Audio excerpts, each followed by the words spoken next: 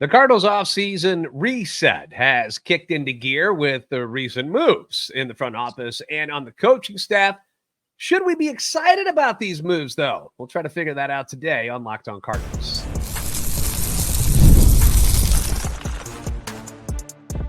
You are Locked On Cardinals, your daily St. Louis Cardinals podcast, part of the Locked On Podcast Network, your team every day. Hey there, Cardinals fans. I'm JD Hafford, and I'm a national radio sports anchor, born and raised in the Lou and a lifetime Cardinals fan, and I'm your host for Locked On Cardinals, part of the Locked On Podcast Network, covering your team every day.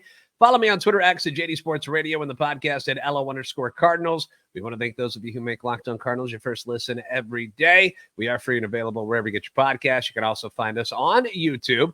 This is a show serving Cardinal Nation and giving the best fans in baseball all of the info about the birds on the bat. Today's episode brought to you by FanDuel. You can start the season with a big return on FanDuel.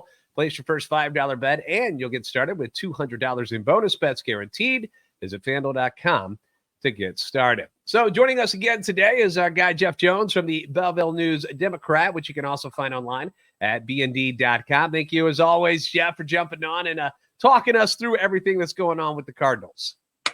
Happy to do it. It's nice to have something to talk about at least here this nice little quiet week before the World Series gets started. There you go. The Cardinals got their offseason kind of rolling yesterday. I mean, the Hein Bloom stuff was obviously a big deal with the press conference at the end of the season, but they made the announcements yesterday about hiring a new hitting coach in Brant Brown, a new assistant GM in Rob Serfolio, and a new coach in Jon Jay for Ollie's staff. And they did make some other announcements about other parts of the organization, but those are the three real big things that happened in yesterday's press conference. I want to start with Brant Brown because this is a spot where, you know, fans are very much in tune with what's going on with hitting coaches these days. They consider it such a big deal.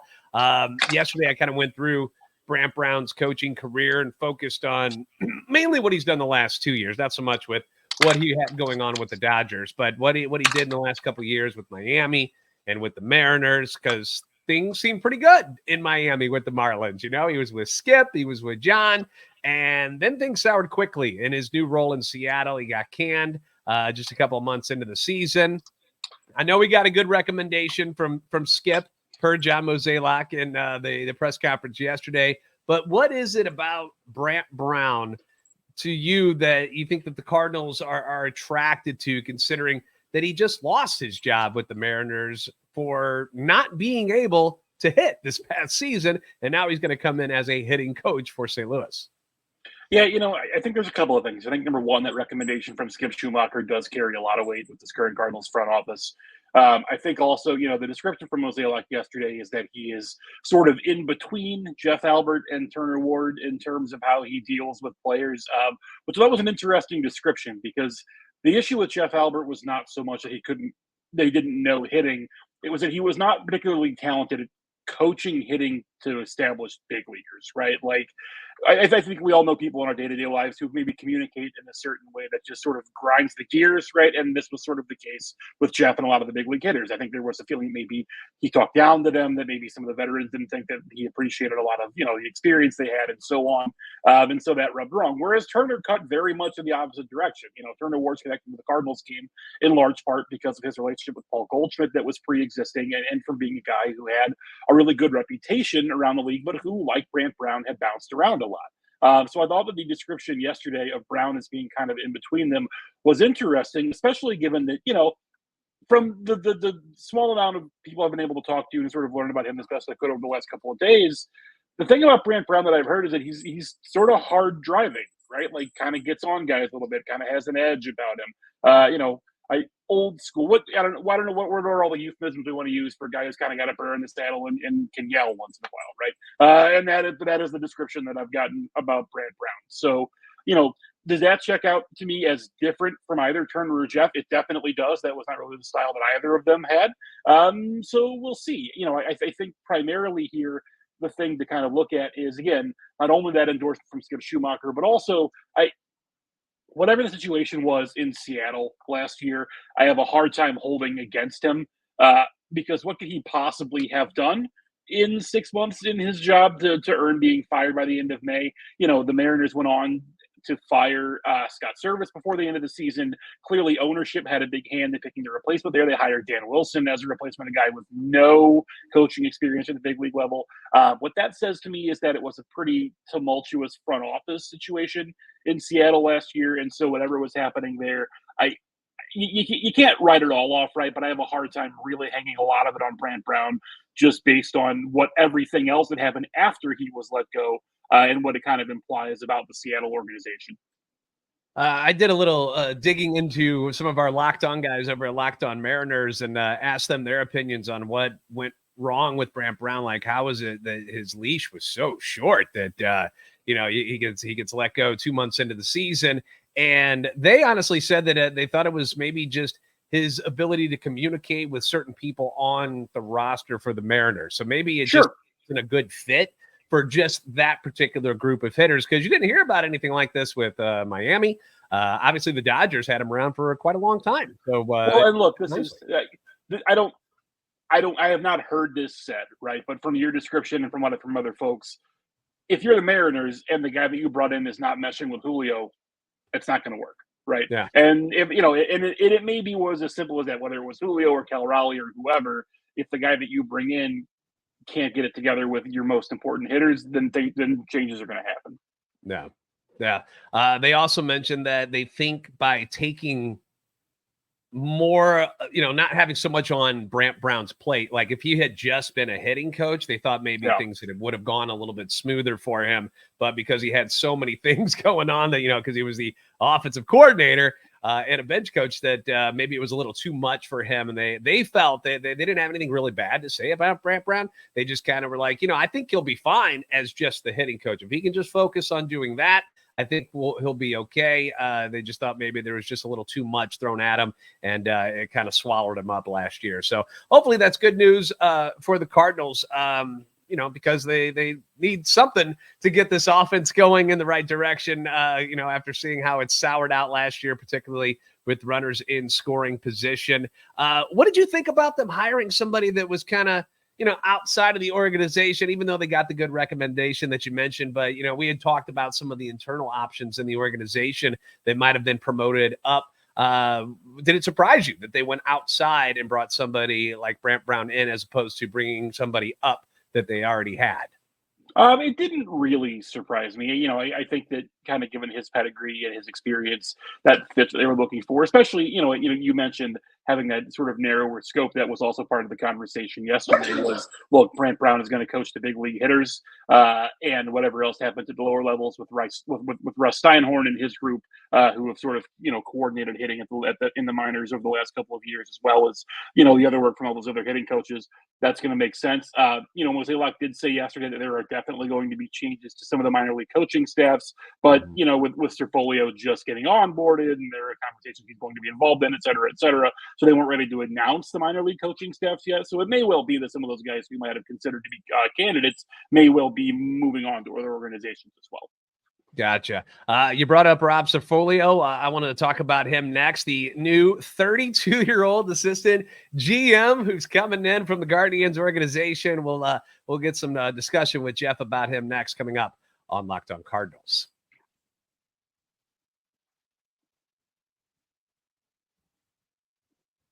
Hey, NFL fans, you can start the season with a big return on FanDuel, America's #1 sports book. You know how sometimes you'll be watching a game, you kind of get a hunch about what might be happening here. Whether it's in baseball, you can tell that a pitcher may not have his best stuff, or that a hitter just looks locked in. We were talking about the Juan Soto at bat the other night when he hit the home run, and how it just looked like he knew exactly what was going to happen. And until he got that fastball, he was just going to keep following stuff. You get the hunch, though, that something big was going to go down. And when that happens, that's when you go to FanDuel and take advantage of a situation like that. When you get a hunch in the middle of the game, whether it's baseball or football, hockey, basketball, you can check out the latest stats. You can view live play-by-play and so much more right there on the same page where you place your bets, which makes life a whole lot easier, where you're not fumbling around trying to find the spot that you can place a bet on that particular hunch that you're feeling. You've got a chance to get started with $200 in bonus bets guaranteed right now when you place your first $5 bet with FanDuel. That's $200 in bonus bets guaranteed when you place your first $5 bet at FanDuel.com. That's FanDuel.com.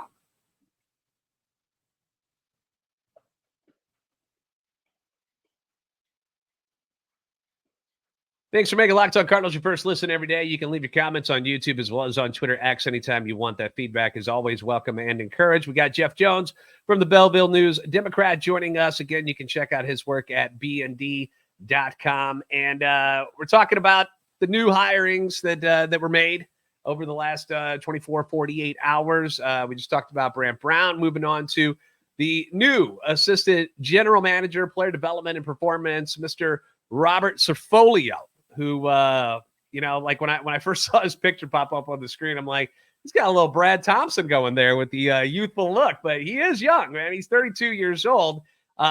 He was named Cleveland's director of player development ahead of the 2022 season after spending 7 years in various roles in both player development and amateur scouting.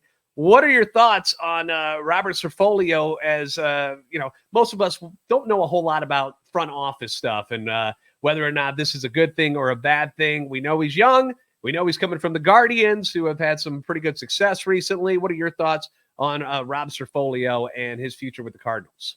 Yeah, it's one thing when you start to get older than almost all the players. When it starts to happen with the front office guys too, then it's really a big long look in the mirror. I'm like 5 years. I'm 10 weeks older than Paul Goldschmidt was tough enough for me. I'm like 5 years older than Rob Serfolio. It's not looking great for there. No, look, in terms of what he brings to the table, it's sort of exactly what you mentioned there, right? It's that experience with Cleveland, with a player development system that has obviously been really highly ranked for a long time, and for a team that has, relied pretty exclusively on developing internal options in order to remain competitive. And, there are, I think, a decent amount of parallels between the Cardinals and the Guardians, just in terms of, whether it's market size or the way the organizations prefer to be run. To some extent, the insularity in the organizations. Chris Antonetti has been running, has been the number one guy in Cleveland since 2010, and was there for many years before that, right? So this is another organization that's had a lot of stability there. The thing that to Cerfolio in particular, it's hard to say. He obviously comes with the pedigree of having come up in that organization. Guy who went to Yale, played on the baseball team at Yale, and has that background, which is another connection to Chaim Bloom and the DeWitts as well. But the thing about Cerfolio that stands out to me, that also stands out about Bloom, when you look at the way that the Cardinals are sort of restaffing their front office, right? I think that the big top line hires are definitely going to be one thing, but I think that we could also expect a lot of the guys underneath to probably turn over the next year or so as well, just because that's sort of how you hire a new boss. The new boss has people that are going to want to bring in. That's sort of how this is going to go. We saw some of that today. Derek Cole reported this morning that Matt Slater was leaving the organization. There are guys that are relatively highly ranked in the front office that are going to be stepping back. The thing that stands out to me about both Bloom and Cerfolio is that primarily Bloom in Tampa Bay, but also to some extent in Boston, and then obviously Cerfolio being in Cleveland the whole time, we're talking about guys who their relevant experience comes in developing players for teams who treat those players as though they have a shelf life, and who aren't really active in sort of spending big league quality cash to bring in outside free agents, right? Like the Guardians just plain don't do that. The Rays really pretty much, like the largest Rays free agent contract of all time is like $60 million that they gave Zach Eflin, who they traded, by the way, with a year and a half left on that deal. Like this is something that these teams just kind of don't do. Even the Red Sox, under Chaim Bloom, didn't really bring in those kinds of outside players. They did the Devers extension. There was money spent. Cleveland's done the Jose Ramirez extension, but really not in the sort of way that competes with the upper echelon of teams throughout baseball, right? And so I think that they're going to have a long runway here to prove themselves. I think it's reasonable to give them time to prove themselves. The explanation from the Cardinals has been, payroll is going to scale back for a while there's uncertainty in the media rights, and while they're standing up player development, and while they're doing this, that, and the other thing. But that when the time comes, that the money will be there, just at the levels that it has been historically. Okay, but they're going to have to demonstrate that that's the case, right? Because at present, they're staffing the front office with guys whose background says these are guys who are wanting to develop players in-house, get the most out of them when they're young, promote them aggressively, let these guys get to the big leagues and really give you what they can give you when they're 21, 22, 23. And by the time these guys are approaching free agency or even arbitration, looking to flip them and looking to move them out. And by the way, we have seen the Cardinals dabble in this over the last few years too, right? This was the plan with Harrison Bader. This was the plan with Tommy Edman. You walk these guys with extensions. This was the plan with Giovanni Gallegos, in fact, in a different way. You sign these guys to deals that take them through arbitration, and then they get traded with like a year and a half left on those deals because they're cost certain, and you can get a decent chunk for them. This we'll see what happens with like the Brendan Donovans of the world, but this is sort of how the Cardinals have, to use a Mo word, arbitraged their talent over the last 3-4 years, and they are now bringing in guys to staff the front office who come from that background. Now, maybe it just is what it is, and maybe 3 or 4 years from now, when young player X is hitting free agency, the Cardinals are going to be in there with $300 million in their hand out. Maybe that's possible. But I think that that's going to have to be proven at this point, just based on the way that the new leaders in this front office have operated, and then how that kind of impact we can expect from them moving forward. Yeah, and the business model, as far as putting a team together that way, it seems to make a lot more sense, because we're not seeing salaries going down. They're just going to keep going, and it's going to be 7 and 8, 9, 10. You're like, we don't know what Juan Soto is going to get. It's going to be crazy. You saw the Shohei contract this past year, and I feel like kind of the writing was on the wall, where they're like, they're talking about Yamamoto and this and that, and we're like, there's no way the Cardinals are going to ever compete for those kind of contracts and be able to pay guys that amount of money. So how do we stay up to par with the talent on the field? And we can't go buy these guys. So what do you got to do? You got to build them yourself. You got to grow them yourself. And it just makes a whole lot more sense. Unfortunately, it's going to take a little time to kind of, maneuver that way. Sure, they'll still spend some money on free agents, right, to complement, hopefully, these young prospects that they do develop. And I think that's kind of the idea moving forward. I like it. It's just something different for fans who aren't used to them doing it that way. And it's going to take a year or two maybe to kind of get back to that level that maybe fans are used to. Yeah, the thing that I would say here is that I think that we should be careful about saying that the Cardinals can't compete with these. They can. They absolutely can, right? They have the revenues, that they are more than able to do that. They choose not to because they say it doesn't fit their revenue model and they're not getting a return out of it, and that's fine. But salaries go up because revenues go up, right? And this doesn't happen just out of the goodness of the hearts of owners. It happens because the market drives it that way. So, for me, I think it's important to draw that distinction, because the Cardinals, I understand the economic pressures that would bring them into a situation where they think that their best move is to sort of turn internal this way, especially given kind of where they're at on the competitive arc and their need to all of that makes sense to me, as long as on the back end you're willing to dive back in. And the comparison that I'll draw here is the Cubs, because Cubs fans heard for a long time, after the World Series win in 2016 and the teardown really started, they were going to develop these young guys, and then when the time came, the Cubs were going to be there, and they were going to still be the Cubs in free agency. And you know what? They really, really haven't been. Like Shota Imanaga this past winter, a number that I think that was a lot lower than a lot of folks would have expected. And other than Imanaga, the Cubs have really not gone into Suzuki, I guess, as well, but have really not gone into free agency to get those kinds of guys. Right now, could the Cubs go out and spend $250 million on Pete Alonso this winter? They could. And if they do, maybe that's a demonstration that they feel like they're ready to turn the page there. But a lot of times what happens with these resets, we've seen it in Baltimore as well. We've seen there in Houston even, right? The Astros don't sign big free agents. The Astros paid Altuve and the Astros, paid Yordan. But the Astros don't go out and compete for these big free agents. And so when it becomes, we're going to scale it back, we're going to tear it down, and then we're going to reset it, and then the money is going to be there on the back end. The track record is not super great for the money actually showing up on the back end for a lot of these teams. And so that's something I think that's worth keeping an eye on over the next 2, 3, 5 years, whatever it's going to be. We want to talk about the additions of a familiar face in Jon Jay, what's going on with Willie. And I want to talk more about, some of the comments that Mo made where he was talking about, well, there's going to be a lot more opportunities for younger guys, what we think that means, who might be on the go. And, you talk about competing, at the major league level with the roster that the Cardinals are going to have moving forward next year. I want to get your thoughts on, do we really think it's going to be as bad as everybody's freaking out about? Are they going to be dropping into where some people are selecting them as last in the division next year already? Is that something that fans should be prepared for? We'll get more with Jeff Jones coming up next on Locked On Cardinals.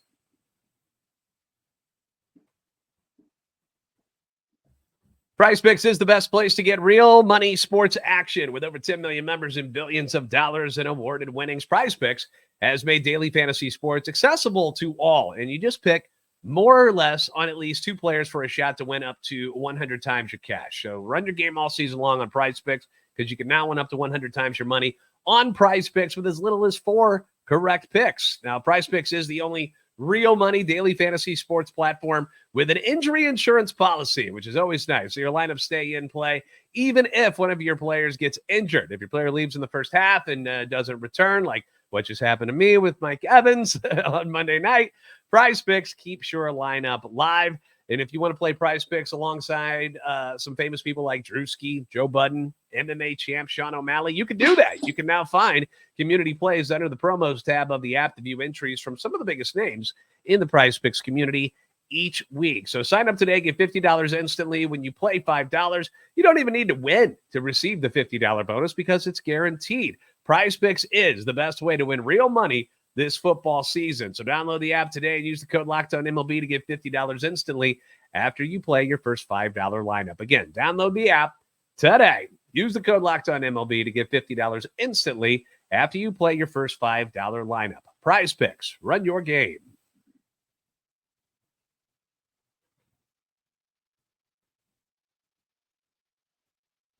Thank you again for making Locked On Cardinals your first listen today. For your second listen, find Locked On MLB. Baseball guru Sully will bring you a daily blend of humor and baseball and keep you updated on every aspect of what's going on with the upcoming World Series. Find Locked On MLB on YouTube or wherever you listen to podcasts. Once again, our guy Jeff Jones from the Belleville News Democrat joining us today. Find his work online, bnd.com. Going through all things Cardinals. So we've run through Brant Brown. We've talked about Rob Serfolio. Let's talk about Jon Jay joining the staff, coming over from the Marlins, has spent a couple of years there under Skip Schumaker. And people keep pointing out, like, you notice the trend here? They keep bringing in Skip's boys, and now it's got people talking about whether or not Skip's going to be joining the staff at some point or another. Don't know about that yet, but what can you tell us about Jon Jay? Because I know he did he was coaching first base over there. Is he essentially just sliding into what Willie McGee's role was with the everyday team? You talk about him being one of Skip's boys, but Jon Jay and Daniel Descalso were co-owners of a sunglasses company together. True. So, those are, I got some connections there too.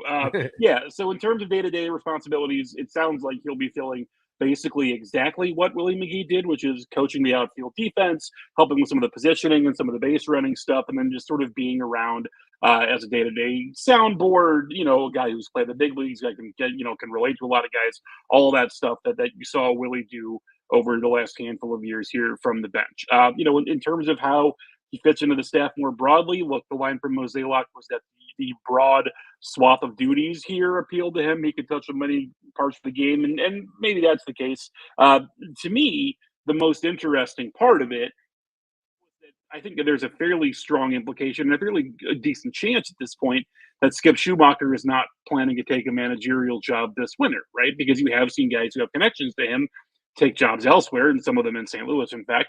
There are only 2 jobs open right now. One is the job he just got fired from, or whatever, just left, I guess. And the other is the White Sox. And frankly, if you are like far and away the number one most desirable managerial candidate that doesn't have a job right now, I would get not wanting to go to the White Sox, right? That would, if you're Skip Schumaker, I understand keeping the options open. There was some discussion at the start of the postseason. Well, if the Dodgers bomb out, maybe that job pops open. If the Yankees bomb out, but that clearly didn't happen. And so if you're Skip Schumaker and you're looking at the job market, I can see where it would make all the sense in the world to maybe not take a job this winter just because you feel like you have to take a job when there will be many available to you in the coming months and years. So, to me, Jon Jay is a logical fit. for that position. Obviously has those connections with the guys on the staff here. He's well known in the organization. Spring training is in the exact same spot for him. It's across the complex, right? Pretty easy for him from a lifestyle perspective. So I think he will do a perfectly adequate job at all that stuff that Willie McGee did as well. And I'm sure that they'll be happy to have him. And we'll just sort of see what it means for whatever his longevity here might be. You notice that the former players from the organization continue to come back and do coaching and stuff. Are there any other whispers about any other names of former players that they might be interested in talking to or bringing back in? Obviously, we had the Matt Holliday thing where he decided, I'm not ready to do all that just yet. Anybody else, maybe off the top of the head, that you think might be a good fit for the team here in the future? The one that I do wonder about is Alan Craig, who is working in player development in San Diego. Right now, the Cardinals obviously are sort of staffing up in that direction.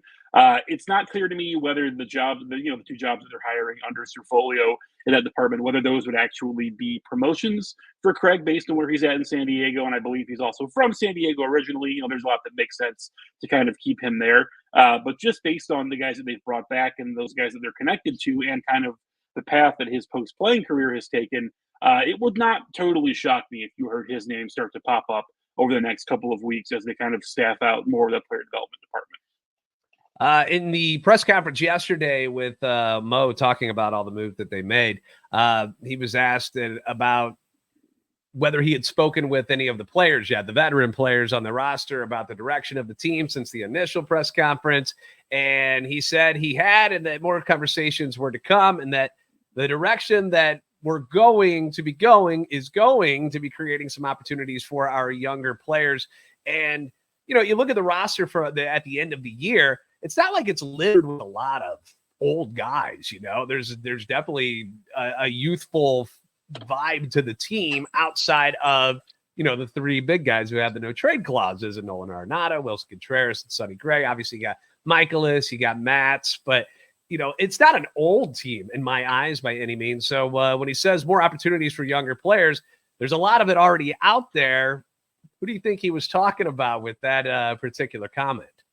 The first place my mind jumps to is the pitching staff, right? Because last year we saw them bring in the three veteran starters. I wouldn't expect them to do that same sort of shopping this winter. I still don't have a really good read on what their plan is with Kyle Gibson. Frankly, I think there's a chance that their plan for Kyle Gibson might depend on what they think the market looks like more broadly, i.e., if they think they're going to trade Sonny Gray, I would not be surprised if they hang on to Gibson just because you're going to need people to pitch, and he's great in the clubhouse, going to be a great teacher for these guys. That would not shock me in the slightest. I would expect them.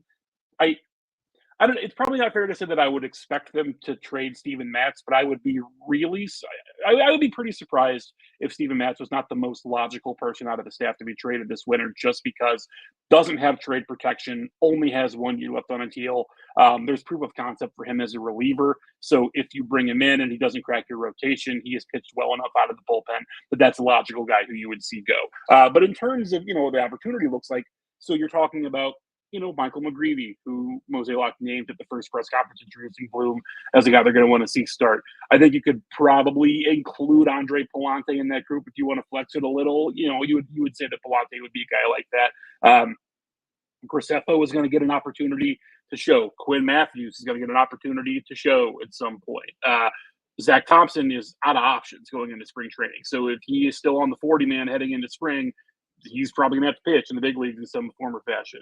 We're talking about, is it Matt Liberatore pitching in the back end of the bullpen because Ryan Helsley has moved on from? I think that's an entirely possible scenario there. So, when he talks about those opportunities, the pitching staff is where it jumps to mind. But then, otherwise, is it Sajaci getting a decent amount of reps at second and Donovan or Gorman playing third? Is it, is that Jordan Walker is getting 600 plate appearances next season, and if he hits, he hits, and if he doesn't, they'll figure it out? Maybe that's definitely a path they could go. Is it just sort of fully commit to giving him all the time in the world to figure it out? It probably means they're staying internal at first base, whether that's a combination of Burleson and Baker, whether that Wilson Contreras or Ivan Herrera is part of that conversation. it means probably things like that. Primarily, I think what it means more broadly is don't expect them to be in the market for, the top or even middle ends, I guess, of the free agent pool, right? Like I would not expect them to be in the bidding for Pete Alonso, for instance. I wouldn't really expect them to be in the bidding for Christian Walker, right? I don't. If the Cardinals signed a 9-figure free agent this winter, I would be pretty stunned by that. If the Cardinals signed a 10-figure free agent this winter, I would be like a little bit surprised. So, when he's talking about opportunities for younger players, I think it's more just there are guys who are here, guys who maybe you would say today are kind of like 4A tweeners, you're not sure. They're going to find out one way or another. The catching position, real quick before we let you go, but the catching position is something that is starting to intrigue me even more, because when we talk about maybe moving contracts, we talked about this before, where we don't know what exactly the rest of the league really thinks about Wilson Contreras when nobody really went out and got him at the trade deadline that previous year. But you've kind of got 3 guys there who all deserve, obviously, to be on the major league roster. Do you think Contreras moving to first would ever be something that would be discussed, or is that just too much? I don't think it's totally outside their own possibility. I think for a catcher in his 30s, there are going to be conversations about, where he wants to go and what he's comfortable with kind of as the legs go. But look, I mean, Wilson is a competitor. He still views himself as a catcher, and frankly, played whatever it was, a third of a season this past year. And so, half the season, I guess, and saved some miles on the legs. So it would not surprise me if really wanting to catch is going to be really high on his list of priorities. And frankly, look, if the Cardinals, if it's the desire of the Cardinals to shed that salary, one way to do that would probably be to convince Contreras that if he wants to stay here, he's going to be not behind the plate. I'm not saying that Contreras would demand a trade if he wasn't going to catch, nor am I saying the Cardinals would bring that to him. But to me, a guy who has that level of pride in his receiving, one way to nudge him would be to say, okay, but here are the guys we're going to catch.